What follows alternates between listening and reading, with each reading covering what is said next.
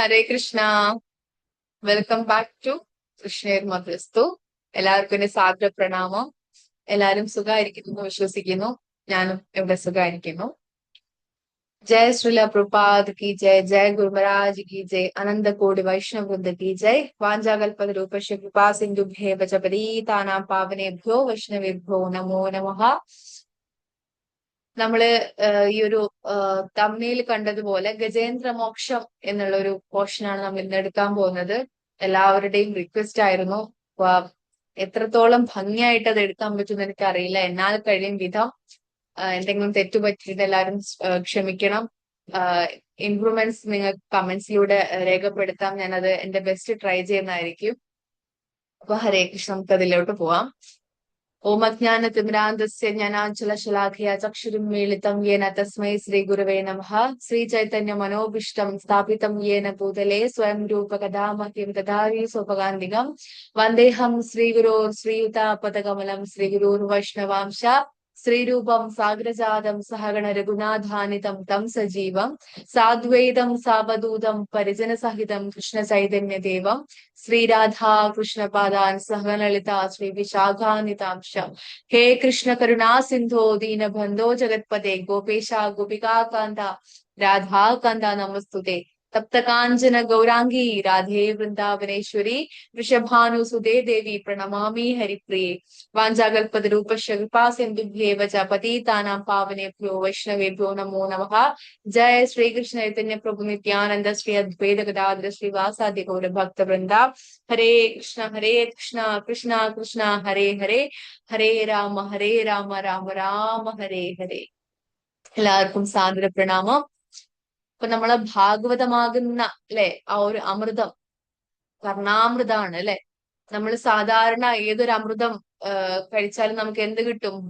എന്തിനാണ് അമൃതം എന്ന് വളരെ ഫേമസ് ആയിട്ടുള്ള ഒരു വേർഡാണ് അമൃത് എന്ന് പറയുന്നത് അല്ലെ. എന്താണ് കിട്ടുക? ചിരഞ്ജീവി ആയിട്ടിരിക്കാൻ പറ്റും അല്ലെ. പക്ഷെ ഭാഗവതമാകുന്ന അമൃത് കഴിച്ചാൽ നമുക്ക് എന്താ കിട്ടുക? നമുക്ക് ചിരഞ്ജീവി ആയിട്ടിരിക്കാം. എവിടെയാണ്? ഭഗവാന്റെ അടുത്ത് അല്ലെ. ആ ഒരു യഥാർത്ഥത്തിലുള്ള സന്തോഷം, യഥാർത്ഥത്തിലുള്ള ആനന്ദം അനുഭവിക്കണമെങ്കിൽ നമുക്ക് എന്ത് കിട്ടണം? ഭാഗവതമാകുന്ന ആ ഒരു അമൃതം നമ്മള് രുചിക്കണം അല്ലെ. അപ്പം ഭാഗവതം നമ്മള് ചിലപ്പോഴൊക്കെ അല്ലെ ആദ്യം നമ്മൾ ഒറ്റയ്ക്ക് വായിക്കുന്ന സമയത്ത് നമുക്ക് അതിന്റെ ഒരു മീനിങ് അത്രത്തോളം ശ്ലോകങ്ങൾ വായിച്ച് മനസ്സിലാക്കാനുള്ള ഒരു ബുദ്ധിയോ വിവേകമോ അറിവോ എന്തൊക്കെ പറയാം, അതൊന്നും നമുക്കില്ല. പക്ഷെ നമ്മള് ഭാവാർത്ഥം അല്ലെ ഭക്തി വേദാന്ത വിശദീകരണം വായിക്കുമ്പോ നമ്മൾ അതില് ആ ഒരു ആഴങ്ങളില് അല്ലെ അതിന്റെ ഒരു രസം അല്ലെങ്കിൽ അതിന്റെ ഒരു സത്ത് നമ്മൾ അങ്ങനെ എവിടേക്കോ കൊണ്ടുപോവാണ്. അതിന് വളരെയധികം പ്രത്യേകതകളുണ്ട് ആ ഒരു ഭാവാർത്ഥത്തിന് അല്ലെങ്കിൽ ഭക്തി വേദാന്ത വിശദീകരണത്തിന്. നമുക്കറിയാം ഭാവാർത്ഥം വിവർത്തനം ചെയ്യുന്ന ഭാവാർത്ഥം എഴുതുന്ന സമയത്ത് പ്രഭുപാദർ 10 വർഷത്തോളം വൃന്ദാവനത്തിൽ ഒരു ഭജൻ കുടീരിൽ തന്നെയായിരുന്നു. അദ്ദേഹം അനാവശ്യമായിട്ട് പുറത്തു പോലും ഇറങ്ങാതെ ഒരാളോട് പോലും സംസാരിക്കാതെ നിരന്തരമായിട്ട് നാമം ജപിക്കുകയും ഒരു വ്രജവാസിയുടെ മൂഡിലാണ് അദ്ദേഹം ഭാവാർത്ഥം എഴുതിയിട്ടുള്ളത് ഭാഗവതത്തിന്റെ. അതുപോലെ പ്രഭുപാദന്റെ ഭാവാർത്ഥം വായിക്കുമ്പോൾ മറ്റൊരു ഇമ്പോർട്ടന്റ് കാര്യം നമുക്ക് ലഭിക്കുന്നത് എന്താന്ന് വെച്ചാല് ഓരോരോ പാസ്റ്റ് ടൈമിൽ നിന്നും നമ്മളുടെ ലൈഫിലേക്ക് നമുക്ക് എന്താണ് കൊണ്ടുപോകാൻ പറ്റുന്നത്, നമ്മൾ എന്താണ് ചേർത്ത് പിടിക്കേണ്ടത് എന്നുള്ള ഒരു കാര്യം, ജീവിത പാഠവും കൂടെ നമുക്ക് എവിടുന്ന് ലഭിക്കുന്നുണ്ട്? ഭക്തിവേദാന്ത വിശദീകരണത്തിലൂടെ നമുക്ക് ലഭിക്കുന്നുണ്ട്. അപ്പൊ ആ ഒരു ഭക്തന് നമ്മളുടെ ആ ഒരു നമസ്കാരം അല്ലെങ്കിൽ പ്രണാമം നമ്മൾ അർപ്പിക്കാം. ജയ ശ്രീല പ്രഭുപാദ കി ജയ്. നമുക്കറിയാം ഈ ഒരു ഗജേന്ദ്ര മോക്ഷമായിക്കോട്ടെ ഒരുപാട് മുതിർന്ന വൈഷ്ണവരുടെ പാസ്റ്റ് ടൈം നമുക്ക് എവിടെ കാണാൻ പറ്റും? 12ാമത്തെ സ്കന്ധത്തിൽ കാണാൻ പറ്റും. നമുക്കറിയാം പ്രഹ്ലാദ സ്തുതി, അതുപോലെ അംബരീഷ് മഹാരാജാവിന്റെ ആ ഒരു കഥ, പാണ്ഡവന്മാരുടെ കഥ, അതുപോലെ കുന്തി സ്തുതി, ഭീഷ്മസ്തുതി, ഇതൊക്കെ ഉള്ളത് എത്രാമത്തെ സ്കന്ധത്തിലാണ്? 12ാമത്തെ സ്കന്ധത്തില്. അപ്പം അതിലൊരു പോർഷനാണ് ഗജേന്ദ്ര മോക്ഷം എന്ന് പറയുന്ന ഒരു ഭാഗം. അതിൽ ഏറ്റവും ചുരുക്കിയിട്ട് എത്രയും നമുക്ക് അതിന്റെ ഒരു എന്താ പറയാ രസം നമുക്ക് ആസ്വദിക്കാൻ പറ്റുമോ നമുക്ക് ട്രൈ ചെയ്യാം. അപ്പൊ നമുക്ക് എല്ലാവർക്കും അറിയാം അല്ലെ, ഇന്ദ്രദ്യുമ്ന രാജാവ്. എവിടെയാണ് നമ്മൾ ഈ ഒരു ഇന്ദ്രദ്യുമ്ന രാജാവിനെ കുറിച്ച് കേട്ടിട്ടുള്ളത്?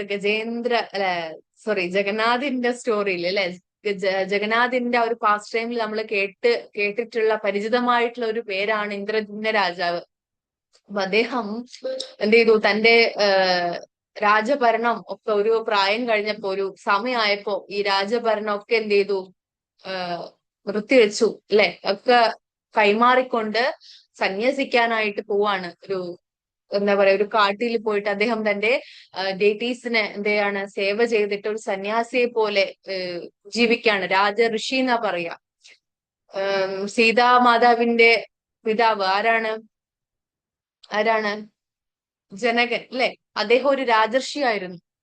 അദ്ദേഹം രാജാവായിരുന്നെങ്കിലും അദ്ദേഹത്തിന് ഒന്നിനോടും തന്നെ എന്തുണ്ടായിരുന്നില്ല, ഒരു അറ്റാച്ച്മെന്റ് ഉണ്ടായിരുന്നില്ല അല്ലെ. അങ്ങനെയാണ് രാജർഷി എന്ന് പറയുന്നത്. ഒരു ഋഷീനെ പോലെ രാജ്യം ഭരിക്കുന്ന രാജർഷി. അതുപോലെ തന്നെയായിരുന്നു ഇന്ദ്രദ്യുമ്ന രാജാവും. അദ്ദേഹം ഒരു ഭക്തനായിരുന്നു. അപ്പൊ അതുകൊണ്ട് തന്നെ അദ്ദേഹം എന്ത് ചെയ്യാണ്, രാജ്യവും ഒക്കെ ഉപേക്ഷിച്ചുകൊണ്ട് ഒരു വനത്തില് തന്റെ ഭഗവാന് വേണ്ടി മാത്രമായിട്ട് ജീവിതം അങ്ങനെ ഉഴിഞ്ഞു വെക്കാനായിട്ട് തീരുമാനിച്ച് അങ്ങനെ സേവ ചെയ്തുകൊണ്ടിരിക്കുകയായിരുന്നു. അങ്ങനെ ഇരിക്കെയാണ് ഒരു ദിവസം അഗസ്ത്യ മുനി ആ ഒരു കാട്ടിലൂടെ വരികയാണ്. ആരുടെ അടുത്തേക്ക്? ഇന്ദ്രദ്യുമ്ന രാജാവിന്റെ അടുത്തേക്ക്. ഇന്ദ്രദ്യുമ്ന രാജാവാണെങ്കിൽ എന്താണ്, തന്റെ ഡേറ്റീസിനെ വളരെയധികം ശ്രദ്ധയോടെ, വളരെയധികം ആത്മാർത്ഥതയോടെ എന്ത് ചെയ്യാണ്, സേവനം ചെയ്തുകൊണ്ടിരിക്കുകയാണ്. അപ്പൊ അതിന്റെ ഇടയിൽ അഗസ്ത്യ മുനി വന്നത് ആര് കണ്ടിട്ടില്ല? ഇന്ദ്രദ്യുമ്ന രാജാവ് കണ്ടിട്ടില്ല. അപ്പൊ ഇത് കണ്ടപ്പോ ആർക്ക് ദേഷ്യം വരികയാണ്? അഗസ്ത്യ മുനിക്ക് ദേഷ്യം വരികയാണ്. അങ്ങൊരു രാജർഷിയല്ലേ, ഒരു വൈഷ്ണവനെ യഥാർത്ഥ രീതിയിൽ ആദരിക്കണമെന്ന് അങ്ങേക്ക് അറിയില്ലേ എന്ന് പറഞ്ഞുകൊണ്ട് ആരെ ശപിക്കുകയാണ്? ഇന്ദ്രദ്യുമ്ന രാജാവിന് അഗസ്ത്യ മുനി ശപിക്കുകയാണ്. അങ്ങ് ഒരു ആനയായിട്ട് മാറട്ടെ എന്ന് പറഞ്ഞ് ശപിക്കുകയാണ്. ഇവിടെയാണ് നമ്മളൊരു കാര്യം ആലോചിക്കേണ്ടത്. സാധാരണ ഒരാളാണെങ്കിൽ എന്താ വിചാരിക്കുക? ഒരാൾ നമ്മൾ ശപിക്കുമ്പോ ഇവിടെ നമുക്ക് നോക്കിയാൽ അറിയാം, ഇന്ദ്രദ്യുമ്ന രാജാവ് ഒരു തെറ്റും ചെയ്തിട്ടില്ല അല്ലെ. അദ്ദേഹത്തിന്റെ സേവനം ചെയ്യായിരുന്നു, ഡേറ്റീസിനെ സർവീസ് ചെയ്യായിരുന്നു. പിന്നെ എന്തിനാണ് അങ്ങനെ ഒരു ശാപം അല്ലെ? പക്ഷെങ്കില് അദ്ദേഹം ഒരു ഭക്തനായതുകൊണ്ട് തന്നെ ആ ശാപത്തിനെ ഭഗവാന്റെ ഇച്ഛയായിട്ട് എന്ത് ചെയ്തു, സ്വീകരിക്കുകയാണ് ചെയ്തത്. അപ്പൊ ഒരു ഭക്തന്റെ മൂഡ് എപ്പോഴും അങ്ങനെയായിരിക്കും. അദ്ദേഹത്തിന്റെ ലൈഫിൽ, ഒരു ഭക്തന്റെ ലൈഫിൽ വരുന്ന എന്തും ആയിക്കോട്ടെ, അതെന്താണ്, ഭഗവാന്റെ ഇച്ഛയാണെന്നുള്ള ഒരു യഥാർത്ഥ ബോധം ആർക്കുണ്ടാവും? ഒരു ഭക്തനുണ്ടാവും. അതുകൊണ്ട് തന്നെ അദ്ദേഹം, ഒരു ഭക്തനെ സംബന്ധിച്ച് ഏതൊരു തരത്തിലുള്ള സിറ്റുവേഷൻ വന്നാലും ആ ഒരു ഭക്തൻ എന്തായിരിക്കും? ശാന്തനും അതുപോലെ സമാധാനത്തിലും ആയിരിക്കും. അപ്പൊ അതുപോലെ തന്നെയാണ് ഇന്ദ്രദ്യുമ്ന രാജാവ് ഒരു ഭക്തനായതുകൊണ്ട് തന്നെ അദ്ദേഹത്തിന് ഒരു പ്രശ്നം ഉണ്ടായിരുന്നില്ല. അദ്ദേഹം അത് നെഞ്ചാൽ എന്താ പറയാ, വഹിക്കുകയാണ് ചെയ്തത്, സ്വീകരിക്കുകയാണ് ചെയ്തത്. അപ്പോ ഇവിടെ നമുക്കുള്ള ഒരു പാഠം എന്താണ് പറഞ്ഞാല്, ഫസ്റ്റത്തെ പാഠാണ്. ഞാനിപ്പോ ഈ ഒരു സ്റ്റോറി സ്റ്റാർട്ടിങ് ടു എൻഡ് വരെ നമ്മുടെ ലൈഫിലേക്ക് ഈ ഒരു ഓരോരോ സിറ്റുവേഷനിൽ നമുക്ക് എന്താണ് പഠിക്കാനുള്ളത് എന്നുള്ള കാര്യം കൂടി നമ്മൾ നോക്കുകയാണ്. അപ്പൊ ഫസ്റ്റത്തെ ഒരു പാഠം എന്ന് പറയുന്നത്, നമ്മളിപ്പോ ഡേറ്റി സർവീസ് ചെയ്യാണ് അല്ലെങ്കിൽ മറ്റു കാര്യങ്ങൾ ചെയ്യാണ്, ആ സമയത്ത് ഒരു ബ്രജവാസി അല്ലെങ്കിൽ ഒരു മുതിർന്ന വൈഷ്ണവൻ വരുന്ന സമയത്ത് നമ്മൾ എന്ത് ചെയ്യണം എന്നുള്ള ഒരു കാര്യമാണ് ഇവിടെ നമുക്ക് ഇൻഡയറക്റ്റ് ആയിട്ട് പറഞ്ഞു തന്നിട്ടുള്ളത്. എന്താ ചെയ്യേണ്ടത്? ഭഗവാനോട് പറയാ, ഭഗവാനെ ഞാൻ ഇപ്പൊ വരാം, അവിടുത്തെ ഒരു ഭക്തൻ വന്നിട്ടുണ്ട്, ഞാൻ ആ സേവനം കഴിഞ്ഞിട്ട് പെട്ടെന്ന് വരാന്ന് പറഞ്ഞിട്ട് ഭഗവാന്റെ അടുത്ത് പെർമിഷൻ വാങ്ങിയിട്ട് എവിടേക്ക് പോണം? ആ ഭക്തനെ സേവ ചെയ്യാൻ പോണം എന്നുള്ളൊരു കാര്യമാണ് ഇവിടെ നമുക്ക് പറഞ്ഞു തന്നിട്ടുള്ളത്. ഇവിടെ മറ്റൊരു കാര്യം എന്ന് പറഞ്ഞു കഴിഞ്ഞാൽ, ഒരിക്കലും ഒരു ഭക്തൻ ഭഗവാന്റെ സേവനത്തെ സ്റ്റോപ്പ് ചെയ്യാൻ വേണ്ടി ഒന്നും പറയില്ല. പക്ഷെങ്കിൽ നമ്മളൊന്ന് പോയിട്ട് അവരെന്ത് സ്വീകരിച്ചതിന് ശേഷം എന്ത് ചെയ്യുക, ഭഗവാന്റെ സേവനം കണ്ടിന്യൂ ചെയ്യുക എന്നുള്ള ഒരു കാര്യമാണ്, ഒരു പാഠമാണ് നമുക്ക് ഇവിടെ ആദ്യമായിട്ട് ലഭിക്കുന്നത്. ഓക്കെ, ബാക്കി പാഠങ്ങൾ നമുക്ക് അവസാനം ചർച്ച ചെയ്യാം. ഇപ്പൊ ഞാനൊരു കഥ കണ്ടിന്യൂ ആയിട്ട് പോവാണ്. അങ്ങനെ എന്ത് ചെയ്തു, ശാപം കിട്ടി. അതിനുശേഷം എന്ത് ചെയ്തു, പിന്നെ ആ ഒരു യുഗം അവസാനിക്കാണ്, കലിയുഗം വരെയാണ്. നമ്മുടെ ഇന്ദ്രദ്യുമ്ന രാജാവ് ഒരു ആനയായിട്ട്, ആനയുടെ പേരെന്താ അറിയോ? ഗജേന്ദ്രൻ. അങ്ങനെ ഗജേന്ദ്രനായിട്ട് മാറുകയാണ്. അപ്പൊ ഇവിടെ നമ്മൾ മനസ്സിലാക്കേണ്ട മറ്റൊരു കാര്യം എന്ന് പറഞ്ഞാൽ എന്താണ്, ഭഗവാൻ അല്ലെ, ഭഗവാൻ ഭക്തന്മാര് ശപിക്കുകയാണെങ്കിൽ കൂടെ എന്താണ്, അതൊരു അനുഗ്രഹമായിട്ട് മാറും എന്നതിനുള്ള ഒരു ഉദാഹരണം, ഒരു കാര്യം കൂടെ നമ്മൾ ഇവിടെ നോക്കേണ്ടതുണ്ട്, അറിയേണ്ടതുണ്ട് അല്ലെ. അപ്പൊ ഭഗവാൻ തന്റെ ഭക്തന്മാരെ ഒരിക്കലും എന്ത് ചെയ്യില്ല, താഴ്ത്തിക്കെട്ടാനായിട്ട് അനുവദിക്കില്ല അല്ലെ. ഭഗവാൻ ഭഗവത്ഗീതയിൽ നമുക്ക് ഉറപ്പ് തന്നിട്ടുണ്ട്. എന്താ പറഞ്ഞത്? അനന്യാചിന്തയന്തോ മാം യേ ജനാ പര്യുപാസതേ ദേശാഭിനിത്യയുക്താനാം യോഗക്ഷേമം വഹാമിഹം. അതായത് ഞാൻ പ്രൊട്ടക്ട് ചെയ്യും എന്റെ ഡിവോട്ടീസിനെ എന്ന് അദ്ദേഹം നമുക്ക് വാക്ക് തന്നിട്ടുണ്ട് അല്ലെ. ഇപ്പൊ നമുക്കറിയാം, ഭഗവാന്റെ ആ ഒരു ഗോവർദ്ധന ലീലയുടെ ആ സമയത്ത് അല്ലെ, ഭഗവാൻ ഗോപന്മാരെ അല്ലെങ്കിൽ വൃന്ദാവനവാസികളെ മാത്രമല്ല രക്ഷിച്ചത്, ഇന്ദ്രദേവനെയും കൂടിയാണ് അല്ലെ. ആ എന്താ പറയാ, ഇന്ദ്രൻ എന്ന് പറയുന്നത് ഒരു ഭക്തൻ തന്നെയാണ് അല്ലെ. വ്രജവാസികളുടെ അത്ര ഒരു ലെവലിൽ അല്ലെങ്കിലും ഇന്ദ്രൻ ഒരു എന്താണ്, ഭക്തൻ തന്നെയാണ്, ഭഗവാന്റെ ഒരു സേവകൻ തന്നെയാണ്. അപ്പം ആ ഒരു അഹങ്കാരം അല്ലെ, ഇന്ദ്രദേവന്റെ അഹങ്കാരത്തെയാണ് ആര് മാറ്റിക്കൊടുത്തത്? ഭഗവാൻ മാറ്റിക്കൊടുത്തത് അല്ലെ. ഭഗവാന് എന്തുള്ളത് കൊണ്ടാണ്? സ്നേഹമുള്ളത് കൊണ്ടാണ് അല്ലെ. ഭഗവാന്റെ സംരക്ഷണമാണ് അത്. അപ്പൊ ആ ഒരു എന്താ പറയാ, ഗോവർദ്ധന ലീലയില് വ്രജവാസികളെ മാത്രമല്ല അല്ലെ, നമ്മൾ വിചാരിക്കും വ്രജവാസികളെ മാത്രാണ് ഭഗവാൻ എന്ത് ചെയ്തത്? അനുഗ്രഹിച്ചത്, സംരക്ഷിച്ചത്. പക്ഷെ യഥാർത്ഥത്തിൽ ഇന്ദ്രദേവനെയും കൂടെ ആര് സംരക്ഷിച്ചിരുന്നു? ഭഗവാൻ സംരക്ഷിച്ചിരുന്നു അല്ലെ. ആ അദ്ദേഹത്തിന്റെ അഹങ്കാരത്തെ ഇല്ലാതാക്കിക്കൊണ്ട് അദ്ദേഹത്തെ സംരക്ഷിച്ചിരുന്നു. അപ്പൊ അതുപോലെ തന്നെ ഇവിടെ ഗജേന്ദ്രനെ അല്ലെ, ആ ഒരു ഭക്തനായിട്ടുള്ള ഇന്ദ്രദ്യുമ്ന രാജാവിനെ താഴ്ത്താനായിട്ട് ആരും ഒരിക്കലും ആഗ്രഹിക്കില്ല, സമ്മതിക്കില്ല, ഭഗവാൻ സമ്മതിക്കില്ല. അങ്ങനെ നമ്മുടെ ഇന്ദ്രദ്യുമ്ന രാജാവ് എന്തായി മാറുകയാണ്? ഗജേന്ദ്രനായിട്ട് മാറുകയാണ് അല്ലെ. അപ്പൊ ഗജേന്ദ്രൻ എന്ന് പറയുന്ന ഒരു ആന ഒരു പ്രത്യേകതയുള്ള ഒരു ആനയാണ്. എന്താ ഈ ആനയ്ക്കുള്ള ഇത്ര പ്രത്യേകത എന്ന് പറഞ്ഞാല്, ഒരു വലിയൊരു ആനയാണ് അല്ലെ. എന്താ പറയാ, ആ എടുപ്പും ആ വലിപ്പവും ഒക്കെ കണ്ട വലിയ ആനയാണ്. മറ്റു മൃഗങ്ങളെല്ലാം പേടിച്ചു പോവായിരുന്നു ഈ ഒരു ആനേനെ കാണുന്ന സമയത്ത്. അങ്ങനെ ഈ ഒരു ആന ത്രികുട്ട എന്ന് പറഞ്ഞൊരു പർവ്വതത്തിന്റെ പേര് നോട്ട് ചെയ്തോ, ത്രികുട്ട. അപ്പൊ ത്രികുട്ട എന്ന് പറയുന്ന ഒരു പർവ്വതത്തിലെ എന്താ പറയാ, മുത്തുമത് എന്ന് പറഞ്ഞിട്ടൊരു ഒരു ഇതുണ്ട്, പൂന്തോട്ടമുണ്ട്. ആ ഒരു പൂന്തോട്ടത്തില് ഗജേന്ദ്രൻ അവിടെ അങ്ങനെ താമസിച്ചിട്ട് വരികയായിരുന്നു. ആരോടൊപ്പം? തന്റെ പത്നിയും കുട്ടികളും ഒക്കെ ആയിട്ട് അങ്ങനെ താമസിച്ച് വരികയാണ്. അപ്പൊ എല്ലാം കൊണ്ടും ഗജേന്ദ്രൻ വളരെ പവർഫുൾ ആയിരുന്നു, എന്താണ്, ശക്തിമാനായിരുന്നു. ഗജേന്ദ്രനെ തോൽപ്പിക്കാൻ ആർക്കും പറ്റത്തില്ല. ഗജേന്ദ്രന്റെ ശക്തിയാണെങ്കിൽ ഭയങ്കരമാണ്. മറ്റു മൃഗങ്ങൾക്കൊക്കെ എല്ലാവർക്കും ഗജേന്ദ്രനെ കാണുമ്പോ പേടിയാണ്. അങ്ങനെ ഒരു എന്താ പറയാ, രാജാവിന്റെ ആ ഒരു പവറിൽ ഗജേന്ദ്രൻ അങ്ങനെ ജീവിച്ചു വരുന്ന സമയത്ത്, അങ്ങനെ എന്താ മറ്റ് മൃഗങ്ങളുടെ മുന്നിലൊക്കെ രാജാവിന്റെ ഒരു പവറോടെ അങ്ങനെ ഞാനൊരു വലിയ സംഭവമാണെന്നൊക്കെ വിചാരിച്ച് അങ്ങനെ ജീവിച്ചു വരികയായിരുന്നു ആര്? നമ്മുടെ ഗജേന്ദ്രൻ. അപ്പോ അങ്ങനെ ജീവിച്ചു വരുന്ന സമയത്ത് ഒരു ദിവസം അവരിങ്ങനെ കാട്ടിലൂടെ പോവാണ്. കാട്ടിലൂടെ പോകുന്ന സമയത്ത് എന്ത് ചെയ്തു ഗജേന്ദ്രന് വല്ലാത്തൊരു ദാഹം അനുഭവിക്കുകയാണ് അല്ലെ. വലിയ ആനയാണ്, പവർഫുൾ ആയിട്ടുള്ള ആനയാണ്, എന്നാലും എന്താവും, കുറെ ദാഹവും ഇതൊക്കെ വരും അല്ലെ. അങ്ങനെ ദാഹം വന്ന സമയത്ത് നമ്മുടെ ഗജേന്ദ്രൻ എന്ത് ചെയ്തു? തൊട്ടടുത്തൊരു റിവർ കാണുകയാണ്, ഒരു പോണ്ട്. അപ്പൊ എന്ത് ചെയ്തു? ആ പോണ്ടിൽ പോയിട്ട് വെള്ളം കുടിക്കാം എന്നാര് പറഞ്ഞു? ഗജേന്ദ്രൻ പറഞ്ഞു. അങ്ങനെ എന്ത് ചെയ്യാണ് അവര്? ആ ഒരു പോണ്ടിൽ പോയിട്ട് വെള്ളം കുടിക്കാണ്. അങ്ങനെ വെള്ളം കുടിക്കുന്ന സമയത്ത് ബാക്കി ആനകളൊക്കെ ഉണ്ട് കൂടെ. അപ്പൊ എല്ലാവരും കൂടെ വെള്ളത്തിൽ ഇങ്ങനെ കളിച്ച് ആർമാദിച്ച് അങ്ങനെ സന്തോഷിച്ച് അങ്ങനെ വെള്ളം കുടിക്കുകയാണ്.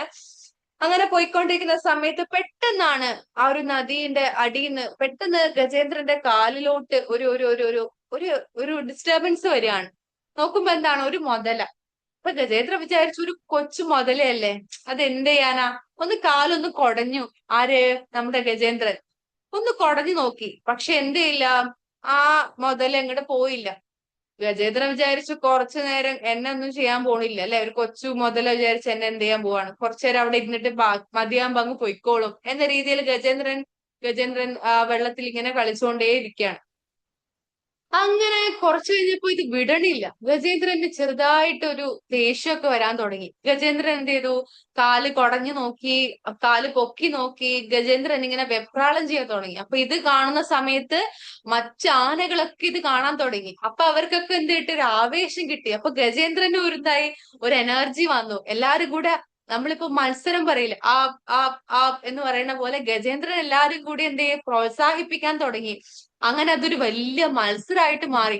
അപ്പൊ ഗജേന്ദ്രൻ ഇത് തുടർന്നുകൊണ്ടിരിക്കുകയാണ്. ആ ഒരു പവറും എനർജിയും ഒക്കെ ഉപയോഗിച്ചുകൊണ്ട് ഗജേന്ദ്രൻ അങ്ങനെ ആ ഒരു മുതലേനെ കാലിൽ നിന്നും മാറ്റാൻ വേണ്ടിയിട്ടുള്ള ഓരോരോ ശ്രമങ്ങൾ നടത്തിക്കൊണ്ടേയിരിക്കുകയാണ്. അങ്ങനെ ഗജേന്ദ്രൻ വിചാരിച്ചു ഒരു ദിവസം കൊണ്ട് നടക്കും, കുറച്ച് മണിക്കൂർ കൊണ്ട് നടക്കും. അങ്ങനെ 1 മണിക്കൂർ കഴിഞ്ഞു, 2 മണിക്കൂർ കഴിഞ്ഞു, ഒരു ദിവസം കഴിഞ്ഞു, 10 ദിവസം കഴിഞ്ഞു, ഒരു വർഷം കഴിഞ്ഞു, 1000 വർഷം വരെ കഴിഞ്ഞു. എന്നിട്ടും ഗജേന്ദ്രന്റെ കാലിൽ നിന്ന് ആര് വിട്ടിട്ടില്ല? ആ ഒരു മുതല കടി വിട്ടിട്ടില്ല. കുറച്ച് സമയം കഴിഞ്ഞപ്പോഴത്തേലും ഓരോരുത്തരായിട്ട് എന്ത് ചെയ്തു, ഗജേന്ദ്രനെ വിട്ടു പോവാൻ തുടങ്ങി. കൂട്ടുകാരൊക്കെ അവർക്ക് ബോറടിച്ചു അല്ലെ, കുറെ കാലായി എത്രാന്ന് വെച്ചിട്ട് എങ്ങനെ ഇരിക്കുക. മെല്ലെ മെല്ലെ ഗജേന്ദ്രനെ സ്തുതിച്ചവര്, ഗജേന്ദ്രനെ അപ്രിഷിയേറ്റ് ചെയ്തവര്, ഗജേന്ദ്രനെ പുകഴ്ത്തി പാടിയ ആൾക്കാരൊക്കെ എന്ത് ചെയ്തു, മെല്ലെ മെല്ലെ ഗജേന്ദ്രനെ വിട്ടിട്ട് പോവാൻ തുടങ്ങി. അപ്പൊ ഗജേന്ദ്രനെ കുറെ കാര്യങ്ങൾ ഇങ്ങനെ മനസ്സിലാക്കി തുടങ്ങി അല്ലെ. എല്ലാരും പോവാണ് ലാസ്റ്റ്. അങ്ങനെ ഗജേന്ദ്രൻ എന്തായി, ആ ഒരു കാട്ടില്, ആ ഒരു കാട്ടിലെ ആ ഒരു വെള്ളത്തില് ഗജേന്ദ്രൻ എന്തായി, ഒറ്റപ്പെട്ടു പോവാണ്. ഓക്കെ, അങ്ങനെ ഒറ്റപ്പെട്ടു പോയ സമയത്ത് ഗജേന്ദ്രന് എന്താ ചെയ്യേണ്ടതെന്ന് അറിയില്ല അല്ലെ. തന്റെ സ്വന്തം ഭാര്യ, പത്നി, കുട്ടികള് ഒക്കെ ഗജേന്ദ്രനെ വിട്ടിട്ട് അവര് പോവാണ്. അപ്പൊ ഗജേന്ദ്രൻ ആകെ വിഷമായി. അപ്പൊ ഗജേന്ദ്രൻ എന്താ ചെയ്യേണ്ടതെന്ന് അറിയില്ല. ഗജേന്ദ്രൻ ഇങ്ങനെ ആലോചിച്ചു എന്താ ചെയ്യേണ്ടതെന്ന് അറിയില്ല. അപ്പൊ ഗജേന്ദ്രന് പെട്ടെന്ന് എന്താ പെട്ടെന്ന് കുറെ എന്താ പറയാ പ്രാർത്ഥനകൾ ഓർമ്മ വരികയാണ്. കാരണം നമുക്കറിയാം ഇന്ദ്രദ്യുമ്ന രാജാവ് ഒരു ഭക്തനായിരുന്നു അല്ലെ. അപ്പൊ ഗജേന്ദ്രന്റെ മനസ്സിലോട്ട് കുറെ പ്രാർത്ഥനകൾ വരികയാണ്. ആ പ്രാർത്ഥന ആരാ ഗജേന്ദ്രന്റെ മനസ്സിലോട്ട് കൊടുക്കുന്നത്?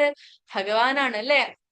അഹങ്കാരിയായ ഗജേന്ദ്രന് പ്രാർത്ഥനകളോ ഒന്നും ഓർമ്മയുണ്ടായിരുന്നില്ല. മുൻജന്മത്തിൽ താൻ ആരായിരുന്നോ എന്നുള്ള കാര്യമൊന്നും ഗജേന്ദ്രന് ഓർമ്മയുണ്ടായിരുന്നില്ല. പക്ഷെ ഭഗവാൻ എന്തറിയാം, ഭഗവാൻ ഇതൊക്കെ അറിയാം അല്ലെ. അപ്പൊ ഗജേന്ദ്രന്റെ ഈ ഒരു അവസ്ഥയില് ഭഗവാൻ എന്ത് ചെയ്തു, മനസ്സിലോട്ട് ആ പ്രാർത്ഥനകൾ കൊടുക്കാണ്. അപ്പൊ ഗജേന്ദ്രൻ ഓരോരോ സ്തുതിയായിട്ട് ഭഗവാൻ അങ്ങനെ സ്തുതിക്കാനായിട്ട് തുടങ്ങി, ഭഗവാനെ പ്രാർത്ഥിക്കാനായിട്ട് തുടങ്ങി. പക്ഷെ ആ ഒരു പ്രാർത്ഥനകളിൽ എവിടെയും ഭഗവാനെ കുറിച്ച് അല്ലെ, ഭഗവാനെ പരാമർശിക്കുന്ന ഭഗവാന്റെ ഫോമിനെ ഒന്നും പറയുന്നേ ഉണ്ടായിരുന്നില്ല. കാരണം ഗജേന്ദ്രൻ ഓർമ്മ കിട്ടണില്ല ഭഗവാന്റെ ഭഗവാൻ, അതായത് ജനറൽ ആയിട്ട് ഭഗവാനെ സ്തുതിക്കുകയാണ് ചെയ്യുന്നത്. ഭഗവാന്റെ രൂപത്തെ കുറിച്ചൊന്നും ഗജേന്ദ്രന് ഓർമ്മ കിട്ടണേ ഉണ്ടായിരുന്നില്ല. അങ്ങനെ എന്ത് ചെയ്തു, അവസാനം ആ ഒരു ഭഗവാൻ അല്ലെ, തന്റെ ഭക്തനെ രക്ഷിക്കാൻ വേണ്ടിയിട്ട് ഗരുഡന്റെ പുറത്ത് കയറിയിട്ട് ഭഗവാൻ അങ്ങനെ വരികയാണ്.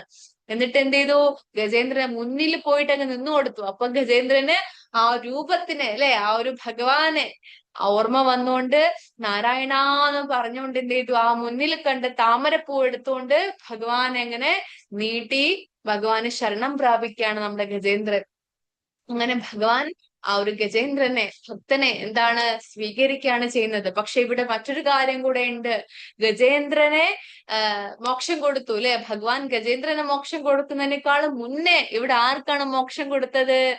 മുതലയ്ക്കാണ് മോക്ഷം കൊടുത്തത്. കാരണം ഗജേന്ദ്രനെ ആ ഒരു അഹങ്കാരത്തിൽ നിന്നും രക്ഷിച്ചതാരാണ്? ആ മുതലയാണ്. അപ്പൊ ഇവിടുന്ന് നമുക്ക് അങ്ങനെയാണ് ഗജേന്ദ്രന്റെ ആ ഒരു മോക്ഷം അല്ലെ. ഗജേന്ദ്ര സ്തുതി ഒക്കെ പറയുകയാണെങ്കിൽ നമ്മളത് നിത്യം പാടുകയാണെങ്കിൽ നമുക്ക് എന്താ പറ്റില്ല, അഹങ്കാരത്തിൽ നിന്നും നമുക്ക് രക്ഷ നേടാൻ പറ്റും എന്നാണ് പറയുന്നത്. അപ്പം ഏറ്റവും ഡേഞ്ചർ ആയിട്ടുള്ള ഒരു അവസ്ഥയാണ് അല്ലെ, മറ്റ് മതം, മാത്സര്യം, ദേഷ്യം അതൊക്കെ വന്നാൽ നമുക്ക് ഐഡന്റിഫൈ ചെയ്യാൻ പറ്റും. എനിക്കിതാ ദേഷ്യം വരുന്നു, എനിക്ക് സങ്കടം വരുന്നു. പക്ഷെ നമുക്ക് അഹങ്കാരം എന്നൊന്ന് വന്നു കഴിഞ്ഞാല് നമുക്ക് ഐഡന്റിഫൈ ചെയ്യാൻ പോലും പറ്റത്തില്ല. അത് ഒരിക്കൽ വന്നു കഴിഞ്ഞാൽ നമ്മളെ ഇല്ലാണ്ടാക്കിയിട്ടേ പോകത്തുള്ളൂ. അപ്പൊ അഹങ്കാരത്തിൽ നിന്നും രക്ഷ നേടണമെങ്കിൽ നമ്മൾ എന്ത് ചെയ്യണം? സത്സംഗം നമ്മൾ ചെയ്യണം അല്ലെ.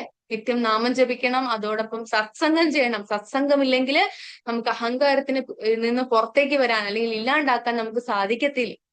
അപ്പം ആ ഒരു പാസ് ടൈം ആണ്. അപ്പൊ ഇതിൽ നമുക്ക് ഒരുപാട് പാഠങ്ങൾ നമുക്ക് എന്ത് ചെയ്യാൻ പറ്റുന്നുണ്ട്, ഈ ഒരു സ്റ്റോറിയിലൂടെ നമുക്ക് മനസ്സിലാക്കാൻ പറ്റുന്നുണ്ട്. അപ്പൊ അത് ഏതൊക്കെയാണ് നമുക്ക് നോക്കിയാലോ. അപ്പം ആദ്യത്തെ പാഠം എന്ന് പറയുന്നത് ഭഗവാൻ തന്റെ ഭക്തന്മാരെ ഒരിക്കലും കൈവിടില്ല എന്നുള്ളൊരു കാര്യമാണ് അല്ലെ. ഇവിടെ ഗജേന്ദ്രന്റെ കാര്യം അങ്ങനെയാണ് അല്ലെ. ഗജേന്ദ്രൻ ആരായിരുന്നു? ഒരു ഭക്തനായിരുന്നു എന്നുള്ള കാര്യം ഒന്നും ആർക്കും ഓർമ്മയില്ല, ഗജേന്ദ്രന് ഓർമ്മയില്ല. പക്ഷെങ്കില് ഭഗവാൻ അറിയാം. ഭഗവാൻ അതുകൊണ്ട് എന്ത് ചെയ്തില്ല, കുറച്ച് എത്ര താമസം എടുക്കും നമുക്കറിയില്ല. അതുപോലെ നമ്മൾ ഭക്തിയിൽ മുന്നേറുമ്പോ എപ്പോഴാണ് ഭഗവാൻ രക്ഷിക്കുക, എപ്പോഴാണ് നമ്മുടെ സമയാവുക, ഭഗവാന്റെ അനുഗ്രഹം എങ്ങനെയൊക്കെയാണെന്നൊന്നും നമുക്കറിയില്ല. പക്ഷെങ്കില് നമ്മൾ ഒരിക്കലും ഭക്തിയിലോട്ട് വന്നു കഴിഞ്ഞാൽ ഒരിക്കലും ഭഗവാൻ എന്ത് ചെയ്യില്ല, കൈവിടില്ല എന്നുള്ളൊരു കാര്യം നമുക്ക് മനസ്സിലാക്കാൻ പറ്റി. രണ്ടാമത്തേത്, ഭൗതിക ലോകത്ത് നമ്മൾക്ക് എന്തൊക്കെ ഉണ്ടെങ്കിലും അതൊക്കെ എന്താണ് അത് ശാശ്വതാണ് അല്ലെ.